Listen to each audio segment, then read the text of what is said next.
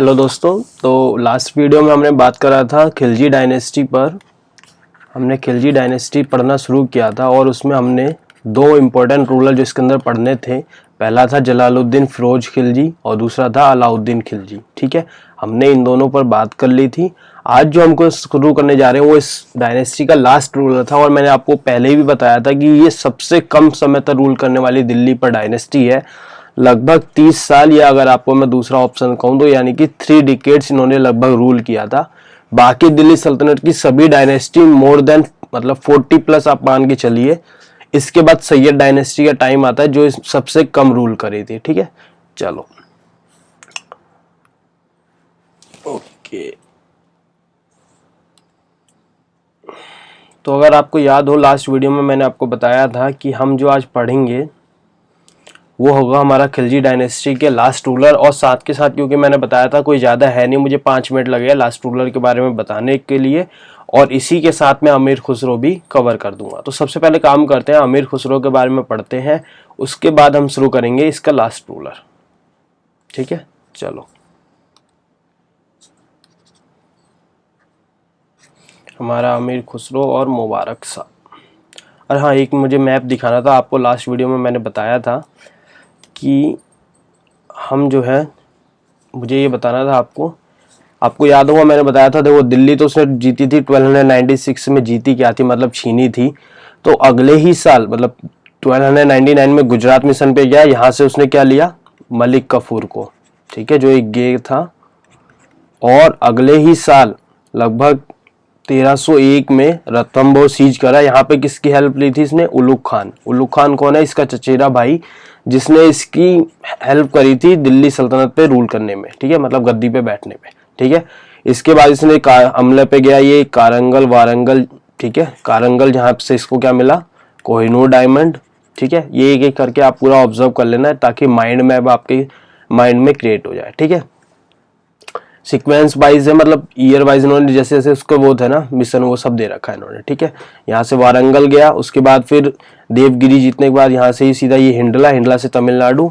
ठीक है, मंडुराई जब जीता तब आगे समुद्र देखा, और उसके बाद मलिक कफूर ने देखा कि आगे दुनिया है नहीं, जबकि श्रीलंका बैठा था। लेकिन इन भाई साहब को इतना कहाँ, ये तो बस घमंड में चूर घूम रहे होंगे।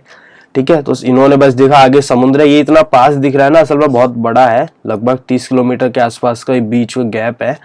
तो आगे कुछ दिखा नहीं, तो इन्होंने क्या कहा, इन्होंने कह दिया कि भाई अलाउद्दीन खिलजी ने पूरी दुनिया जीत ली है। ठीक है, चलो अब हुआ क्या, पहले तो अमीर खुसरो के बारे में जानते हैं। ठीक है, मलिक कफूर से रिलेटेड जितने फैक्ट्स है वो मैंने आपको उसी वीडियो में ही साथ के साथ बता दिए हैं। अगर आपको फिर भी डाउट हो तो मुझे बता देना, मैं अलग वीडियो में बता दूंगा। कोई ज़्यादा है नहीं। सबसे पहले याद रखना क्या था, ये एक गे था, कमांडर इन चीफ बना। कहाँ से लिया था अलाउद्दीन खिलजी ने इसने, अलाउद्दीन खिलजी ने इसको लिया था गुजरात मिशन से। जब ये गुजरात मिशन पे गया था तो वहाँ से इसने गुलाम खरीदा था जिसका नाम था मलिक कफूर। ठीक है, इसको 1000 दिनारी भी कहा जाता है। चलो अमीर खुसरो के बारे में जानते हैं।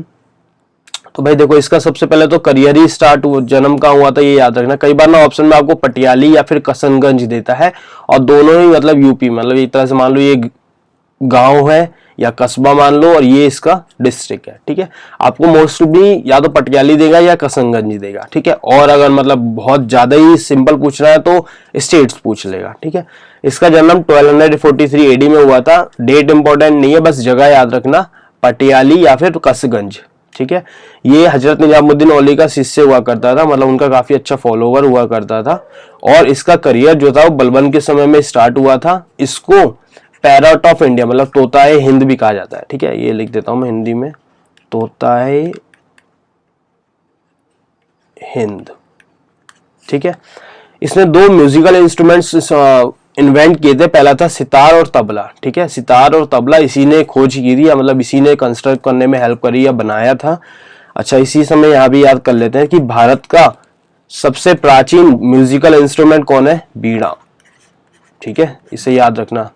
प्राचीन जितना भारत का सबसे प्राचीन भारत का जो म्यूजिकल इंस्ट्रूमेंट है वो बीड़ा। ठीक है, जब हम इंडस सिविलाइजेशन पढ़ेंगे या उससे पहले की बात करेंगे तो ये कॉमनली चलेगा, लेकिन इसमें मॉडिफिकेशन होता रहेगा। ठीक है, इसी ने कव्वाली की खोज करी थी। ठीक है, जो आज कव्वाली गाई जाती है वो भी इसी के द्वारा खोज की गई थी।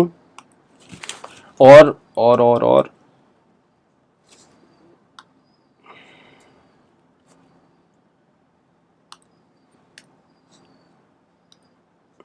इसे कश्मीर, इसी ने जब ये कश्मीर गया था तो इसने कहा कि दुनिया पे अगर कहीं जन्नत है तो वो यहीं भारत में ही कश्मीर में है। ठीक है, कश्मीर को इसने कहा था जन्नत, यानी कि भारत पृथ्वी का स्वर्ग। ठीक है, इसने एक बुक लिखी थी खामसा खुसरो, इसने एक किताब भी लिखी थी जिसका नाम था खामसा खुसरो। ये फैक्चुअल फैक्ट्स है जो आपको याद करने पड़ेंगे, इसमें कोई भी हेल्प नहीं कर सकता। एक काम कर लेना, इन्हें मतलब जो भी इससे रिलेटेड फैक्ट्स है जो आपको मतलब पहली बार सुन रहे हो, जैसे ये खामसा खुसरो लगी, दुनिया को पता है कश्मीर किसने कहा था। ठीक है, पैरा है, सबको पता लग जाता है। और इसने उपाधि दी थी सुल्तान जहां। तो ये मेन फैक्ट्स है, इनको एक पेज पे लिखो जहां पे आप फैक्चुअल चीजें लिखते हो और उठा के कहीं दीवार पे छाप दो जहां आपकी नजर पड़ती रहे। ठीक है, मैं ये बता रहा हूँ जैसे मैंने इन्हें याद कर रखा है। ठीक है, मुझे भी अगर मिलता है ना तो आज से पूछोगे डायरेक्ट नहीं हुआ, लेकिन जब मुझे ऑप्शन मिलेंगे तो मैं फटाफट एलिमिनेट कर लेता हूँ। ठीक है, इसी ने सबसे ज्यादा मैक्सिमम रूलर देखे थे। देखो इसका लगभग जो टाइम पीरियड स्टार्ट हुआ था वो समय हुआ था बलबन के समय में। बलबन यानी कि लगभग 1287 के आसपास की टाइम की पीरियड की बात है। तब से लेके जितने भी रूलर बदले इसने सबको देखा है। ठीक है, मैंने ये भी टाइम पीरियड बहुत ज्यादा ही ले लिया, इससे भी पहले का था। ठीक है, चलो नहीं वैसे इतना ही होगा क्योंकि गयासुद्दीन बलबन रुकनुद्दीन थोड़ा सा इससे आगे ही होगा, मतलब 1290 मान लो आप लोग, 1295 के आसपास की बात हो गई, क्योंकि बलबन के बनने के बाद उसी का बेटा कैकूबाद बना था, और कैमूर्स को मारने के बाद मलिक फिरोज ने एक नई डायनेस्टी बनाई थी जिसका नाम क्या था, खिलजी डायनेस्टी। ठीक है, और कब स्टेब्लिश करी थी उसने, 1290 में। तो ये लगभग टाइम पीरियड इसी से थोड़ा सा पीछे भी हो सकता है, +-1 कर लेना। ठीक है, चलो अब इनकी जो मृत्यु हुई थी वो लगभग 1325 में हुई थी, और इसी टाइम पीरियड के आसपास में ही हमारे हजरत निजामुद्दीन औलिया की, मतलब हजरत निजामुद्दीन साहब की भी डेथ इसी टाइम पीरियड में हुई थी। तो वो हम पढ़ेंगे। ठीक है, तो इनकी एक आखिरी ख्वाहिश थी, अमीर खुसरो की एक आखिरी ख्वाहिश थी जो इनकी कब्र बने वो हजरत निजामुद्दीन औला के बगल में ही बनाई जाए। ठीक है, तो उनकी एक ख्वाहिश भी पूरी गई थी, जहां पे हजरत निजामुद्दीन की कब्र बनी थी उन्हीं के पास में इनको भी दफनाया गया था। ठीक है, चलो हम जानेंगे हजरत निजामुद्दीन के बारे में बहुत। ये काफी सूफी सेंट थे और काफी पॉपुलर थे। ठीक है, और दिल्ली में इनके नाम की फेमस हजरत निजामुद्दीन जो दरगाह बनी हुई है वो भी है। ठीक है, और एक रेलवे स्टेशन भी है, तो पहले वो मत कर जाना कि अलग अलग है। ओके, तो आगे आगे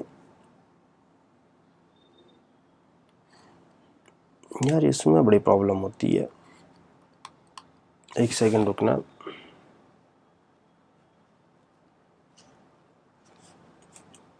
ठीक है, चलो भाई, अमीर खुसरो से रिलेटेड जितने फैक्ट्स है वो सब मैंने लिखवा दिए हैं। ठीक है, इनके ईयर्स याद मत रखना। ठीक है, ईयर्स इंपॉर्टेंट नहीं है, मैं आपको पहले बताता रहा हूँ, जिनके ईयर्स इंपॉर्टेंट होंगे वो मैं स्टार्क मार्क करा दूंगा।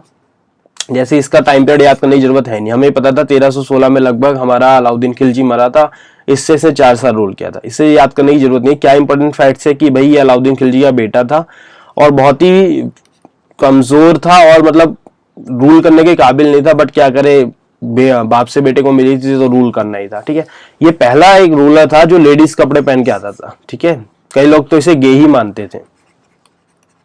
ठीक है, अब इसने अपने आप को क्या करा, सब कुछ सही चल रहा था, मतलब दिल्ली की जनता बर्दाश्त कर रही थी, लेकिन ये हद तब पार हो गई जब इसने अपने आप को एक खलीफा डिक्लेयर कर दिया। खलीफा जानते हो ना, खलीफा इस्लाम धर्म के प्रचारक को एक पोस्ट दी जाती है, मतलब एक टाइटल दिया जाता है। इसने वो टाइटल अपने आप को ले लिया, तो दिल्ली की जनता में अब जो था ना, मतलब माहौल बिगड़ चुका था इसके प्रति। अब अलग अलग तरह से विद्रोह मतलब उठ रहे थे, कोई खुल के सामने नहीं आ रहा था, लेकिन गाजी मलिक जो था वो सामने आया। गाजी मलिक क्या था, ये हमारा एक इसी के समय में वो हुआ करता था इक्तेदार पंजाब के किसी एक रीजन का। ठीक है, अब 1320 में गाजी मलिक को जब पता चला कि भाई इसने तो अपने आप को ही खलीफा डिक्लेयर कर दिया है, तो इसने क्या करा, इसने पहले तो दिल्ली में जो रह रहे हैं अमीर लोग, वेल्थी लोग, या जो मेन लीडर्स हैं, चाहे वो आर्मी के हो चाहे वो ट्रेड के हो, उन सबको पहले तो अपनी तरफ लिया। और सबका मेन रीजन ये था, जो इसने खलीफा डिक्लेयर किया था ना, ये बात किसी को जच नहीं रही थी और सभी मतलब इसका विरोध कर रहे थे। तो गाजी मलिक ने सबको अपनी तरफ लिया और फिर पहले तो इसको मारा 1320 में। ठीक है, और फिर इस्टेब्लिश करी तुगलक डायनेस्टी। ठीक है, बस इतनी सी बात थी। अब मुझे ख्याल से 10 मिनट की भी वीडियो नहीं हुई होगी, बट क्या करें, जानना तो जरूरी है क्योंकि सीक्वेंस ब्रेक नहीं होना चाहिए।